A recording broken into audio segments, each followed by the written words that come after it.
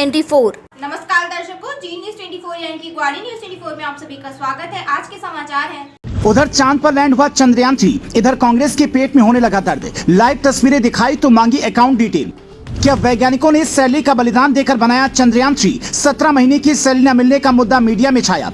बिहार में मचा बवाल जब नीतीश ने कहा कि हमें नहीं पता है क्या है चंद्रयान-3। क्या नीतीश की इंजीनियरिंग की डिग्री फर्जी है? चंद्रयान-3 उधर चांद पर लैंड हुआ, इधर कांग्रेस नेताओं के पेट में दर्द होने लगा। क्रेडिट लेने की होड़ सी मच गई।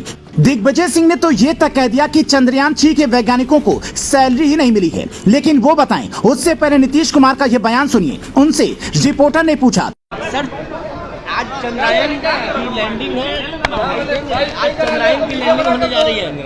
तो उन्होंने तुरंत अपने मंत्री से पूछा, चंद्रयान-3 की लैंडिंग हो रही है सर, क्या मामला है? फिर कहा कि लॉन्च हो रहा है तो अच्छी बात है। मतलब दुनिया को जीरो देने वाले प्रदेश के मुख्यमंत्री को पता ही नहीं है कि चंद्रयान-3 क्या बला है।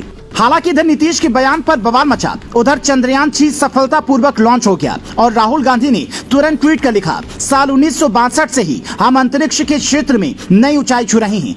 कांग्रेसी नेता इंदिरा गांधी का वो किस्सा सुनाने लगे जब इंदिरा ने चांद पर कदम रखने वाले राकेश शर्मा से पूछा था, ऊपर से भारत कैसा दिखता है आपको? और राकेश शर्मा ने कहा था, जी मैं बगैर किसी झिझक के कह सकता हूँ कि सारे जहां से अच्छा। लेकिन ये बात यहाँ तक ठीक थी। आप क्रेडिट लीजिए, क्योंकि साइकिल से यहाँ तक का सफर आसान नहीं था। पर बात इससे आगे तब निकल गई जब कांग्रेस नेता दिग्विजय सिंह ने ये राग छेड़ दिया कि चंद्रयान-3 पर 615 करोड़ खर्च करने वाली सरकार ने इस प्रोजेक्ट पर काम करने वाले वैज्ञानिकों को 17 महीने से सैलरी ही नहीं दी है।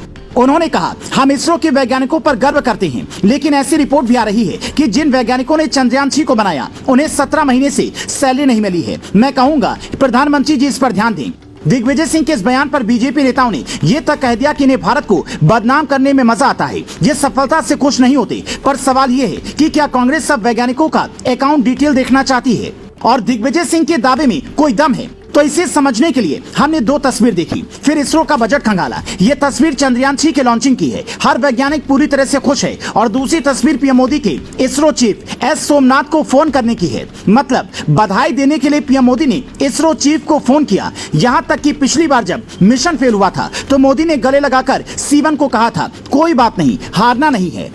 और उसी हिम्मत की बदौलत हमने चांद पर अपना झंडा गाड़ा। तो सवाल है कि मोदी जब हर सुख दुख में इसरो के वैज्ञानिकों के साथ हैं, तो फिर 17 महीने से सैलरी वाली बात पर चुप क्यों रहेंगे? कुछ लोगों का दावा है कि मोदी सरकार ने जब इस साल बजट जारी किया तो उसमें इसरो का बजट 1000 करोड़ रुपए कम था और यही वो पैसा था जिससे वैज्ञानिकों की सैलरी जाती थी। साल 2021 और 22 में इसरो का बजट 13,700 करोड़ था, जबकि 2023 और 24 में इसका बजट घटकर 12,543 करोड़ हो गया।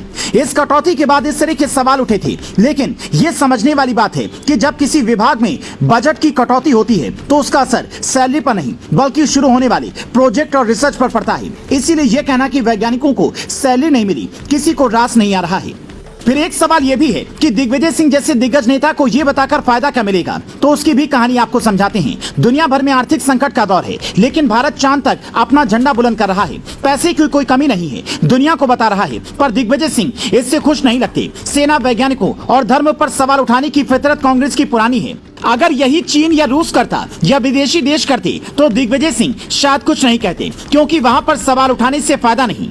शायद कांग्रेस के कुछ नेताओं को ऐसा लगता है कि हर चीज पर सवाल उठाना जरूरी है। पर केजरीवाल ने जिस चालाकी से चंद्रयान-3 की सफलता पर बधाई दी है, उससे ये साफ है कि कांग्रेस को बीजेपी से सियासत करने का तरीका केजरीवाल से सीखना चाहिए।